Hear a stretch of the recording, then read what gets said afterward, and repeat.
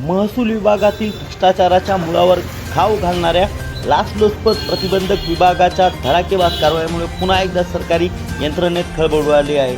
सटाणा तालुक्यातील तलाठी मनीषा नारायण बाविस्कर यांनी शेतजमिनीच्या कामासाठी 10,000 रुपयांची लाच स्वीकारताना रंगेहात पकडल्यानंतर आता या प्रकरणाचे पडसाद संपूर्ण जिल्हाभर उमटत आहेत। विशेष म्हणजे आरोपीला 2 दिवसांची PCR मिळाल्यानंतर आज न्यायालयात पुन्हा हजर करण्यात आले असता न्यायालयाने त्याला न्यायालयीन MCR सुनावली आहे। लाचलुचपत प्रतिबंधक विभागाच्या प्राथमिक तपासानुसार तक्रारदाराच्या शेतजमिनीशी संबंधित महसुली कामासाठी आरोपी तलाठीने 10,000 रुपयांची मागणी केली होती। तक्रारदाराने LCB कडे धाव घेतल्यानंतर विभागाने पडताळणी करून सापळ्याची आखणी केली। सटाणा तहसील कार्यालय परिसरात राबवण्यात आलेल्या या कारवाई दरम्यान आरोपीला रंगेहात पकडण्यात आले। त्यासोबत 10,000 रुपयांची रोख मुद्देमाल देखील होती। PCR मध्ये काय उघड झाले? अटकेनंतर न्यायालयाने आरोपीला 2 दिवसांची पोलीस कोठडी मंजूर केली होती। या काळात ACBच्या अधिकाऱ्यांनी विविध कागदपत्रे, महसुली नोंदी, संबंधित व्यवहार आणि संपर्कांची चौकशी केली। सूत्रांच्या माहितीनुसार तपासादरम्यान काही महत्त्वाचे धागेदोरे हाती लागले असून या प्रकरणात इतर कोणाचा सहभाग आहे का याचाही तपास सुरू आहे। आज पोलीस कोठडीची मुदत संपल्यानंतर आरोपीला पुन्हा न्यायालयात हजर करण्यात आले। सुनावणी दरम्यान न्यायालयाने त्याची न्यायालयीन कोठडीत रवानगी केली। ACBची ही सलग कारवाई भ्रष्ट अधिकाऱ्यांसमोर धाक निर्माण करणारी आहे। नाशिक परिक्षेत्रामध्ये ACBने गेल्या काही महिन्यात भ्रष्टाचाराविरुद्ध आक्रमक मोहीम उघडली आहे।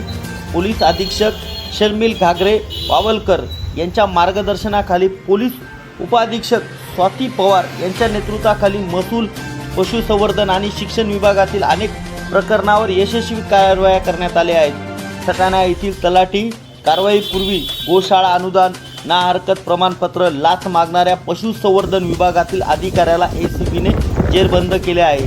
तसेच येवला तालुक्यातील नगरसूल येथील तलाट्याविरुद्ध 7/12 उतार्यातील नोंदी दुरुस्तीसाठी लाचेची मागणी केल्याप्रकरणी कारवाई करण्यात आली होती।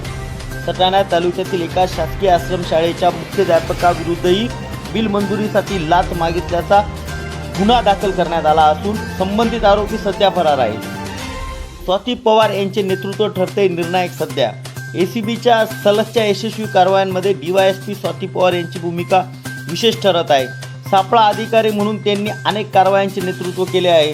त्यांच्या पथकातील पोलीस हवालदार शरद हंबाडे, युवराज खांडवी, विनोद पवार, संतोष गांगुडे यांच्यासह इतर अधिकारी कर्मचारी सातत्याने कार्य करत असून त्यांनी अनेक यशस्वी सापळे रचले आहेत। मोठी नावं मात्र या तपासाच्या रडारावर आहेत। या प्रकरणाची पुढील तपास पोलीस निरीक्षक रुपाली खांडवी करत आहेत। तपासादरम्यान आरोपीच्या संपर्कातील व्यक्ती, संबंधित कार्यालयीन व्यवहार आणि आर्थिक देवाणघेवाणाची माहिती तपासली जात आहे। या प्रकरणात आणखी कोणी सहभागी होते का, तसेच काही प्रभावशाली नावे समोर येण्याची शक्यता आहे। याबाबत ACB कसून चौकशी करत असल्याची माहिती सूत्रांकडून मिळत आहे। मात्र दरम्यान बागलाण तालुक्यातील ब्राह्मणगाव येथे कार्यरत असलेल्या तलाठी मनीषा नारायण बाविस्कर यांच्यावर झालेल्या कारवाईनंतर मोठी नावे तपासाच्या रडारवर आहेत। या प्रकरणाची पुढील तपास पोलीस निरीक्षक रुपाली खांडवी करीत आहेत। दरम्यान या आरोपीच्या संपर्कातील व्यक्ती, संबंधित कार्यालयीन व्यवहार आणि आर्थिक देवाणघेवाणाची माहिती तपासली जात आहे। या प्रकरणात आणखी कोणी सहभागी होते का, तसेच काही प्रभावशाली नावे समोर येण्याची शक्यता आहे का याबाबत ACB कसून चौकशी करत असल्याची माहिती सूत्रांकडून मिळत आहे। मात्र याबाबत अधिकृत कोणतीही नावं जाहीर करण्यात आलेली नाहीत। लाच देऊच नका, तक्रार करा। नागरिकांच्या सतर्कतेमुळे अशा कारवाया शक्य होत असल्याचे ACBने स्पष्ट केले आहे। कोणताही शासकीय अधिकारी, कर्मचारी किंवा त्यांच्या वतीने कोणती व्यक्ती कामाच्या मोबदल्यात लाचेची मागणी करत असल्यास नागरिकांनी त्वरित लाचलुचपत प्रतिबंधक विभागाशी संपर्क साधावा असे आवाहन करण्यात आले आहे।